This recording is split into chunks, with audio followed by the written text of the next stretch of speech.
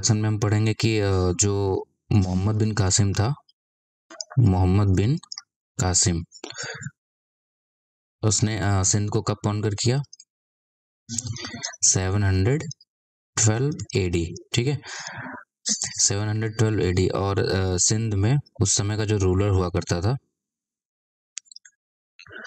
वो थे राजा दाहिर, राजा दाहिर। तो जब मोहम्मद बिन कासिम सिंध पर हमला करता है तो उनकी उसकी लड़ाई सिंध के रूलर राजा दाहिर से होती है। उस बैटल का जो नाम था वो था बैटल ऑफ रेवार। बैटल ऑफ रेवार में हम देखते हैं कि जो राजा दाहिर थे वो हार जाते हैं, ठीक है। अब वो हार जाएंगे और जिसकी वजह से जो मोहम्मद बिन कासिम रहता है वो सक्सेसफुली, मोहम्मद बिन कासिम सक्सेसफुली इन्वेड कर लेता है सिंध पे, ठीक है। तो उसी समय से सिंध को बब-ए-इस्लाम के नाम से भी जाना जाता है। बब-ए-इस्लाम का मतलब होता है गेटवे ऑफ इस्लाम, ठीक है।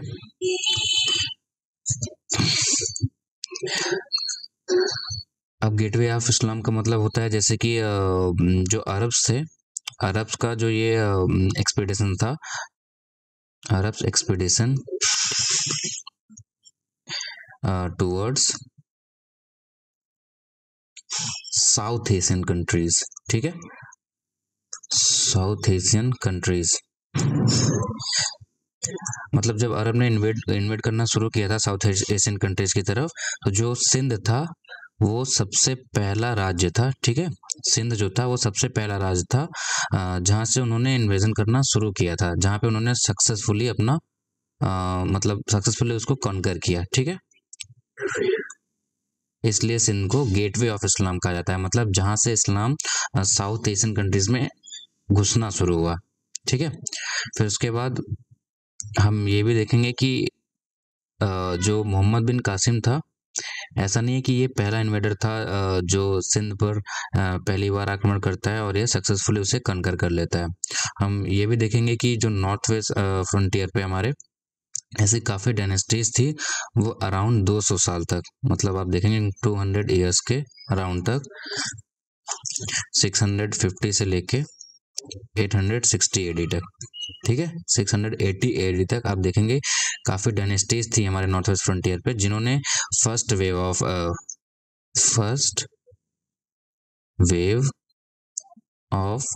अरब्स इन्वेडर्स, जो कि first wave of Arab invaders को रोक के रखा हुआ था, ठीक है, मतलब मोहम्मद बिन कासिम से पहले भी। अब वो डायनेस्टीज कौन कौन सी थी? पहली तो थी, आपने हिंदू शाही का नाम सुना होगा, हिंदू शाहीज, ठीक है, जो कि अफगानिस्तान में थी।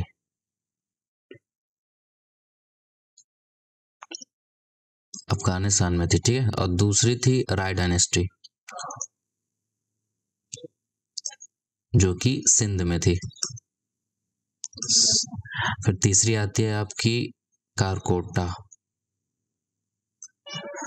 जो कि Srinagar, Kashmir,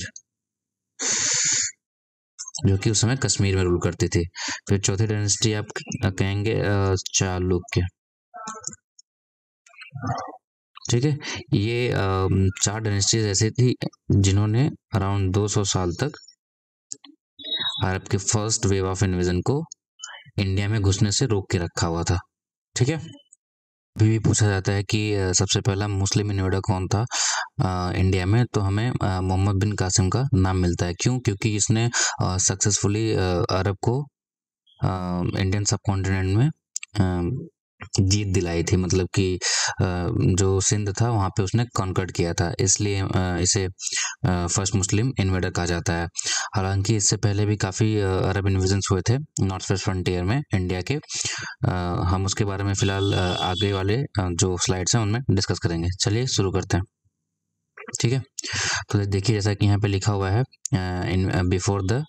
before invasion of Mohammad बिन कासिम। ठीक है, अब हम देखेंगे कि कौन कौन से किंगडम थे जिसने फर्स्ट वेव ऑफ अरब्स के अगेंस्ट में फॉट किया था। ठीक है, तो जिसमें से पहला था काबुल। काबुल और उसे या कपिशा भी कहते हैं, और ऑल्सो नोन एज काबुलिस्तान। ठीक है, यहाँ पे जो किंगडम था उसे हिंदू शाही कहा जाता था। Hindu Shahi ruler from the Kabul reason.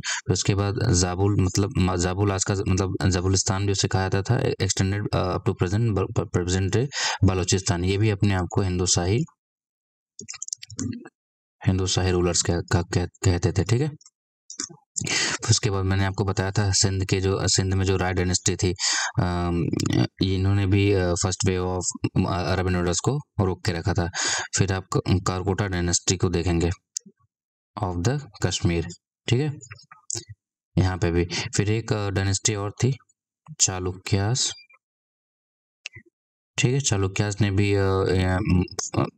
अरब को इन्वेड करने से रोका हुआ था। आपने पुलकेशन टू का नाम सुना होगा। ये थे, इन्होंने अरब्स को इन्वेड करने से रोका था। तो इनके बारे में भी हम आगे डिस्कस करेंगे। ठीक है, तो चलिए नेक्स्ट स्लाइड में चलते हैं। देखिए, मैं आपको मैप पे दिखा देता हूँ कि काबुलिस्तान कहाँ है। देखिए, ये अफगानिस्तान है आपका, ये पूरा अफगानिस्तान वाला रीजन है। यहाँ पे काबुलिस्तान है, काबुल। ठीक है, फिर जाबुल, फिर यहाँ आपका सिस्तान है, फिर ये कश्मीर का रीजन आपका, जहाँ पे कारकोटा डायनेस्टी थी। ठीक है, कारकोटा डायनेस्टी। फिर यहाँ काबुलिस्तान में हिंदू शाही। ठीक है, हिंदू शाहीज। उसके बाद जाबुलिस्तान में भी आपके हिंदू शाहीज थे। चलिए मैं आपको दिखाता हूँ राय डायनेस्टी कहाँ पे थी। तो ये देखिए, किंगडम, ये सिंधु, ये जो एरिया है सिंध का। ठीक है, ये राय डायनेस्टी के अंदर थी। ठीक है, ये देखिए यहाँ पे भी दिया हुआ है, काबुल है, गजनी है। यहाँ पे इस रीजन को पूरा जाबुल कहते हैं, जाबुल। ठीक है, तो चलिए नेक्स्ट स्लाइड में चलते हैं। ठीक है, और यहाँ पे आप देख सकते हैं किंगडम ऑफ द कश्मीर। ये पूरा नॉर्थ वेस्ट फ्रंट एरिया का ये सारे किंगडम से जिन्होंने इन्वेजन को रोक के रखा हुआ था। यहाँ से जो मुस्लिम इन्वेजन हो रहे थे। ठीक है, ये अरब इन्वेडर्स जो आ रहे थे। देखिए, inspired by the early and meteoric military success that made the Arabs world conqueror within short span of time. देखिए, मोहम्मद साहब के डेथ के बाद मोहम्मद साहब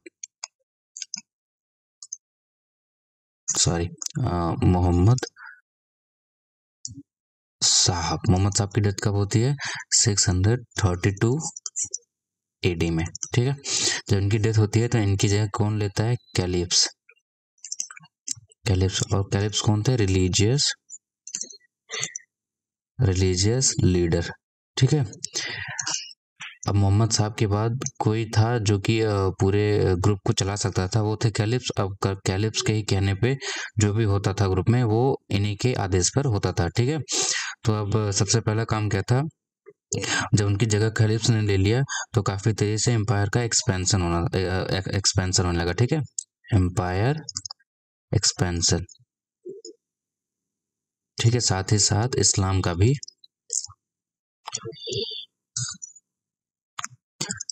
भी एक्सपेंशन करना था। इस वजह से आप देखेंगे कि बहुत ही शॉर्ट स्पैन ऑफ टाइम में इन्होंने लगभग मेडिटेरियन रीजन को पूरा कॉन्कर कर लिया था। ठीक है, और उसके बाद पर्शिया को हराने के बाद इनकी जो अब मतलब अरब इन्वेडर्स की जो नजरें थी, अब वो इंडिया पर थी। ठीक है, इसी वजह से यहाँ पे लिखा हुआ है, it was natural that they cast their covetous eye toward the India.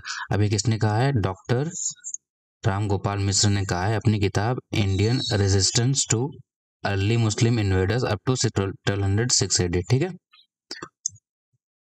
इस स्लाइड में हम देखेंगे कि जो थ्री नेवल एक्सपेडिशंस हैं जो कि इंडिया में होंगे, उसके बारे में हम डिस्कस करेंगे। ठीक है, अब देखिए, सबसे पहले ये जो तीनों नेवल एक्सपेडिशंस हैं, ये सबसे पहला मतलब first naval expedition first naval expedition है इंडिया में, मतलब ये सबसे पहली बार जो अरब इन्वेडर्स होते हैं वो नेवल एक्सपीडिशंस करते हैं इंडिया में को कॉन्कर करने के लिए, ठीक है, टू कॉन्कर इंडिया, ठीक है। लेकिन क्योंकि इसमें ये इन तीनों एक्सपीडिशंस में ये सक्सेसफुल नहीं रहते हैं, इस वजह से इनका जिक्र बहुत ज़्यादा नहीं होता है।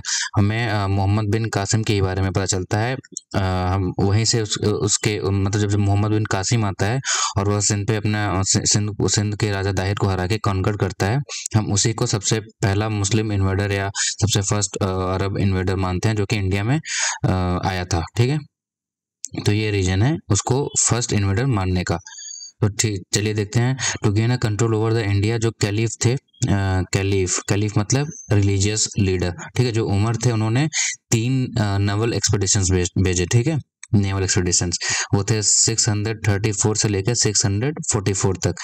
अब चलिए देखते हैं वो तीनों नेवल एक्सपीडिशंस कहाँ भेजे गए थे। तो सबसे पहला भेजा गया था थाना में, near Mumbai, at the coast of Maharashtra in 636 AD में, ठीक है। सबसे पहला जो नेवल एक्सपीडिशन है वो 636 एडी में थाने में भेजा गया था, मुंबई में। उस समय जो वहां पे उनकी जो मतलब जो अरब आर्मी मिलती है चालुक्यन नेवी से, तो चालुक्यन नेवी किसके अंडर में थी? पुलकेशन II के अंडर में, ठीक है। यहाँ पे इनकी भिड़ंत होगी पुलकेशन II से, ठीक है। तो चलिए देखते हैं। खलीफा उमर, जो उमर होते हैं, sent naval expedition to capture Thana on west coast of the India. अब देखिए, जो सबसे पहला इनका एक्सपीडिशन है, इसके बारे में हमें सबसे पहले कहाँ से पता चलता है? इसका जो सोर्स है वो है किताब फुतुह अल बुल्दन, ठीक है, किताब फुतुह अल बुल्दन। ये हिस्टोरिकल सोर्स है, हिस्टोरिकल रिकॉर्ड है ये, जहां से हमें पता चलता है कि सबसे पहला जो नेवल एक्सपीडिशन हुआ था अरब्स का, उनके आगे कौन था? उनके सामने थे पुलकेशन II, जिनसे ये भिड़ेंगे जाके, ठीक है। आगे और नेक्स्ट क्या है? अरब आर्मी वाज रिपल्स डिसाइसिवली, मतलब यहाँ पे क्या है, जो अरब आर्मी थी वो पुलकेशन II के द्वारा काफी बेहतरीन तरीके से इनको मात दी गई थी, मतलब इन्होंने इसको अरब आर्मी को रोक दिया था, अरब नेवल फोर्स को, ठीक है। And return to the Oman, और वो वापस हार के ओमान की तरफ वापस चले जाते हैं अपनी आर्मी को लेके। First ever read in India was defeated, इस प्रकार से जो सबसे पहला इंडिया में रेड था अरब का, वो पुलकेशन II के द्वारा सक्सेसफुली रोक दिया जाता है, ठीक है। अब सेकंड जो एक्सपीडिशन है was sent to the Barwas, ठीक है, इसको हम बरौज भी कहते हैं या ब्रोज भी कहते हैं, जो कि आज गुजरात में है, ठीक है। अब इसका भी हमें सबसे पहला जो मतलब जिक्र मिलता है वो किताब फुतुह अल बुल्दन नहीं मिलता है, जो कि लिखा गया है अल बलाधुरी के द्वारा, ठीक है, ये इसके राइटर हैं, ठीक है। बट यहाँ पे भी अनफॉर्चुनेटली जो अरब्स थे इनकी मात होती है, ठीक है, यहाँ पे भी ये हार जाते हैं। तो चलिए हम थर्ड एक्सपीडिशन देखते हैं। तो थर्ड एक्सपीडिशन जो था वो हुआ था सिंध में, सिंध के देवल पोर्ट, ये पोर्ट है देवल जो है, ये पोर्ट है सिंध में, ठीक है। It was under the command of समा, अब जो देवल था उस समय किसके कमांड में था? समा थे, जो कि बेटे थे देव जी के, जो कि गवर्नर थे राजा छछराय। अब राजा छछराय कौन थे? ये राय डायनेस्टी के किंग थे, ठीक है, सिंध के राजा थे उस टाइम पे जब अरब का तीसरा इन्वेजन हुआ था देवल पे सिंध में, ठीक है। खलीफ सेंट, अब खलीफा जो उमर थे उन्होंने किसको भेजा था? उन्होंने भेजा था मुगैरा को। अभी मुगैरा कौन थे? इनके लीडर थे, अरब आर्मी के लीडर थे, ठीक है, अरब आर्मी के लीडर थे Mughira. Debal was seaside town inhabited by the merchants, मतलब जो देवल था वो पोर्ट टाउन था, वहां पे काफी व्यापार से रिलेटेड काम हुआ करते थे, वहां पे मर्चेंट्स रहा करते थे। And was under the command of समा, जो कि समा के अंडर में था, ठीक है। अब यहाँ पे भी क्या होता है, जो मुगैरा होते हैं इनको मार दिया जाता है, ये बैटल में हार जाते हैं। इसका भी हमें कहाँ पे जिक्र मिलता है? द छछनामा, ये भी हिस्टोरिकल रिकॉर्ड है, हिस्टोरिकल रिकॉर्ड, ठीक है। अब छछनामा से हमें पता चलता है कि जो तीसरा एक्सपीडिशन था अरब का वो भी अनसक्सेसफुल रहता है, जिसमें जो लीडर होता है अरब आर्मी का, मुगैरा, उसे मार दिया जाता है। अब ये देखिए इस मैप में हम देखते हैं कि जो देबल है, देबल पोर्ट है, ये अरेबियन सी के आसपास है। मतलब कि यहाँ से ट्रेड ट्रेड वगैरह करना कितना आसान था। ठीक है, इसको कॉन्कर करने के लिए इन लोगों ने, अरब आर्मी ने अपनी फौज भेजी थी, बट इसमें भी वो अनसक्सेसफुल। तो नेक्स्ट पॉइंट क्या है?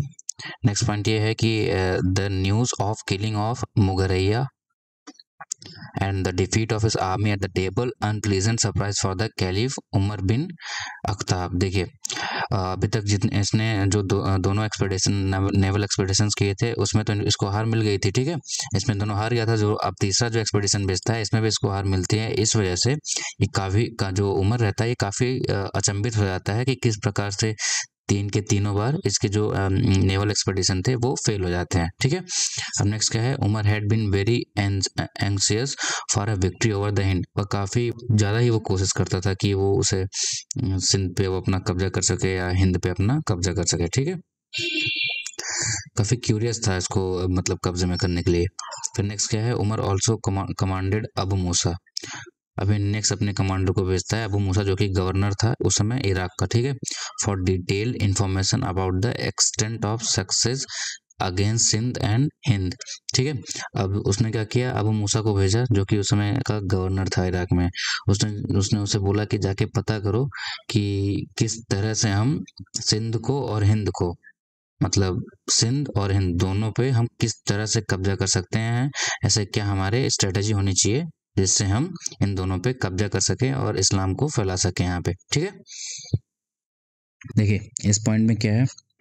Abu Musa had come to know about the death and defeat of Mughera and victory of Raja Chach, a king who was very strong-headed, ठीक है, and stiff-necked and was determined to behave offensively। ठीक है, इसका reference हमें छछनामा में मिलता है।